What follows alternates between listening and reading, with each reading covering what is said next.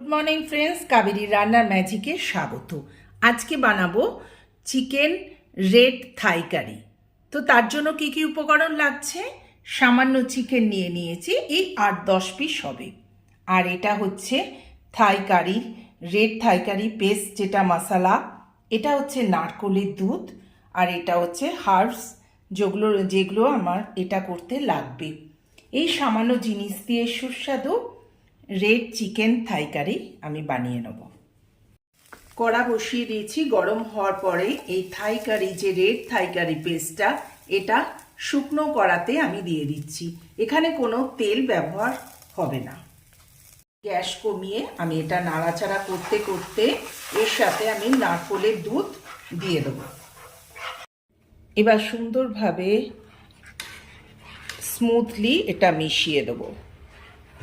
আস্তে আস্তে এটা করার মধ্যে নাড়তেই থাকতে হবে, কারণ এই যে রেড থাই কারি যে মশলা আছে, ওইটা একদম নারকোলের দুধের সাথে একদম মিশিয়ে নিতে হবে।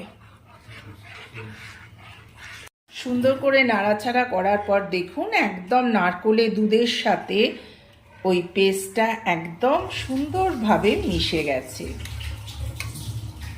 যে হার্বসগুলো আমি দিচ্ছি, এগুলো আপনারা যে কোনো অনলাইন শপিংয়ে পাওয়া যাবে, অর্থাৎ অ্যামাজনেও পাওয়া যাবে, জেপ্টোতে পাওয়া যাবে, ফ্লিপকার্টে পাওয়া যাবে। যাই হোক, একে একে সবগুলো আমি এর সাথে মিশিয়ে নিচ্ছি। এটা অত্যন্ত টেস্টি আর খুব হেলদি জিনিস, তেল ছাড়া বানাচ্ছি, বুঝতেই পারছেন। এবার আস্তে আস্তে এগুলো একটুখানি ফুটে উঠলে দিয়ে দেবো চিকেন। এবার একটু ফুটে ওঠার পর দেখুন, 3টে লাল লঙ্কা আমি এর ভেতর দিয়ে দিলাম। এবার ধুয়ে রাখা চিকেনগুলো আমি এর ভেতর একে একে দিয়ে দেবো।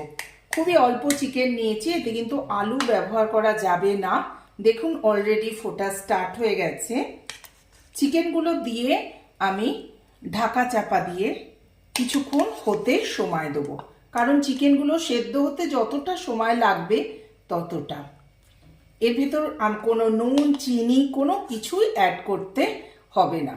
আপনারা জেপ্টোতে পেয়ে যাবেন। আপনারা যদি এটা খেতে আগ্রহী থাকেন তো প্লিজ একবার ট্রাই করুন। অসাধারণ টেস্ট, নারকোলের দুধের যা টেস্ট। যাই হোক, দিয়ে দিলাম। এবার কিছুক্ষণের জন্য আমি ঢাকা চাপা দিয়ে ছেড়ে দেবো। কিছুক্ষণ ফোটার পর দেখুন, ওপরে আপনি যে মশলার ভেতর তেলটা ছিল সেইটা ভেসে উঠেছে। কি দারুণ না! আর একটা সুন্দর গন্ধ বেরোচ্ছে। এই যে হার্বসগুলো দেয়া আছে, এগুলো থেকে একটা সুন্দর গন্ধ বেরোচ্ছে। দেখি এবার আমার চিকেনটা কিরম সেদ্ধ হয়েছে কি না। হ্যাঁ, হয়ে এসছে, আর একটু সময় লাগবে। চলুন আবার একটু চাপা দিয়ে দিই।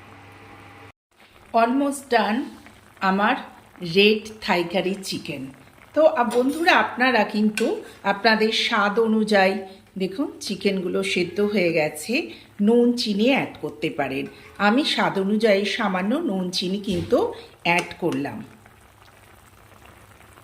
তো রেডি হয়ে গেল আমার চিকেন রেড থাই কারি। আপনারা যদি ভালোবেসে থাকেন আমার চ্যানেলকে, তো প্লিজ সাবস্ক্রাইব মাই চ্যানেল। কাবেরীর রান্নার ম্যাজিক চ্যানেলকে এগিয়ে নিয়ে যাওয়ার দায়িত্ব কিন্তু আপনাদের। বন্ধুরা, পাশে থাকবেন। টাটা।